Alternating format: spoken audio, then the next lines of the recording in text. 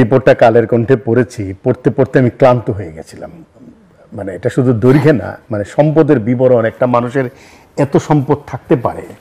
এবং তিনি আর কেউ নন, তিনি একজন সরকারি কর্মকর্তা, যিনি পুলিশ প্রধান হিসেবে অবসরে গিয়েছেন।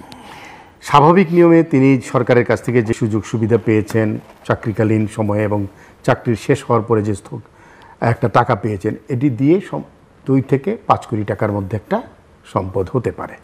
কিন্তু আমি জানি না যে বিবরণগুলো এসছে, 45 কোটি টাকার বাড়ি, ধরেন একটা 45 কোটি টাকার বাড়ি করতে একটা মানুষকে এরকম চাকরি 50 বার করতে হবে। তারপরে যে বিনিয়োগ আমরা বিশাল রিসোর্টে দেশানে একটা যে বাড়ির কথা শুনলাম, মগবাজারে বাড়ি, পুরান ঢাকায় বাড়ি, কিংবা ধরেন কি রূপগঞ্জের জায়গা, গোপালগঞ্জের বিশাল বিশাল, এগুলো সব না মানে আমাদেরকে একটা অচিন্তনীয় জায়গায় নিয়ে যায় যে আসলে সরকারি চাকরি জিনিসটা কি, অথবা তিনি ক্ষমতাকে ব্যবহার করে কতটা করতে পারেন তার একটা পরিষ্কার দৃষ্টান্ত। নিয়ম অনুযায়ী আপনি ফ্ল্যাট খেলে টিআইএন দিতে হয়, আপনি রিসোর্ট করতে গেছেন আপনাকে টিআইএন দিতে, আপনাকে ব্রাইটের সার্টিফিকেট নিতে হয়েছে, আপনাকে বাড়ি করতে গেলে আপনাকে দেখাতে হয়েছে কোথা থেকে উৎস হয়েছে আপনার টাকাটা। প্রত্যেকটা ক্ষেত্রে জাতীয় রাজস্ব বোর্ড জানার কথা। রাজস্ব বোর্ড কি কোনোদিন থেকে প্রশ্ন করেছে আপনার অর্থ উৎস কোথায়? যেমন ওনার 2 মেয়ে আইনে আছে, দুদকে আইনে আছে যে কারো যদি অর্থের উৎস দেখাতে না পারে কিন্তু তার কাছে সম্পদ থাকে, তাহলে সেই টাকাটা অবৈধ। অর্থের উৎসটা দেখাতে হবে। বাবার কাছ থেকে পেলেও দেখাতে হবে যে আমি বাবার কাছ থেকে পেয়েছি, কিন্তু বাবা কিভাবে অর্জন করলো, স্ত্রী কিভাবে পেল। আমি একটা কেস জানি, দুদকের স্ত্রীর নামে 6 কোটি টাকা থাকার কারণে তাকে ধরেছে, কারণ ভদ্রলোক তার স্ত্রীর নামে একটা এফডিআর করেছিল। তিনি বলেছেন যে আমার স্বামীর কাছ থেকে পেয়েছি, এইটুকু উত্তর যথেষ্ট হয়নি, তাকে জেল দিয়েছে, তাদেরকে কিন্তু তাদের নামে মামলা হয়েছে। তাহলে এই ক্ষেত্রে কেন চুপ করে থাকা হলো? বেনজির আহমেদ অত্যন্ত প্রভাবশালী কর্মকর্তা ছিলেন সরকারের, এবং নীতি নির্ধারণী জায়গায় তার, আমি বলবো ক্ষমতা কাঠামোতে তার একটা শক্ত অবস্থান ছিল। কিন্তু তাই বলে এরকম একটা জায়গায় এসে এরকম প্রপার্টি হওয়া, এটা নতুন করে আমাদেরকে আসলে ভাবায় দুটো জিনিস। একটা হলো সরকারি চাকরি ক্ষেত্রে ক্ষমতা ব্যবহার করে মানুষ কত কি করতে পারে, এবং তারা যে সবসময় ধরাছোঁয়ার বাইরে থাকে। কালের কণ্ঠ হয়তো অনেকেই বলবেন যে রংধনু গ্রুপের সাথে তার সম্পর্কের কারণে, বসুন্ধরা গ্রুপের কারণে এটা হয়েছে, কিন্তু রিপোর্টটার তথ্য নিয়ে আমাদের আলোচনা করতে হবে।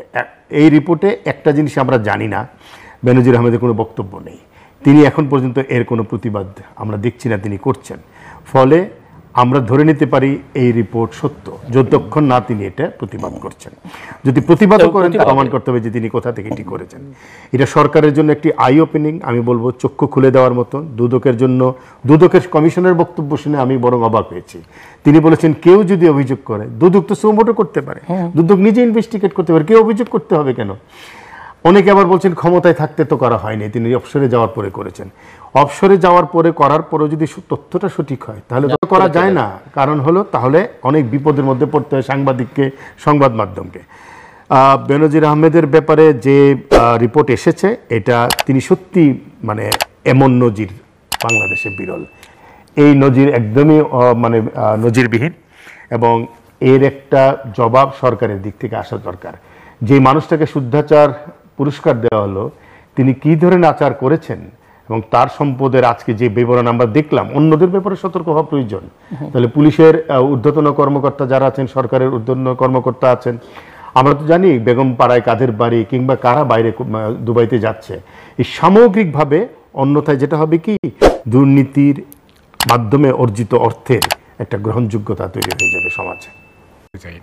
পড়তে পড়তে ক্লান্ত হয়ে যাওয়ার মতন।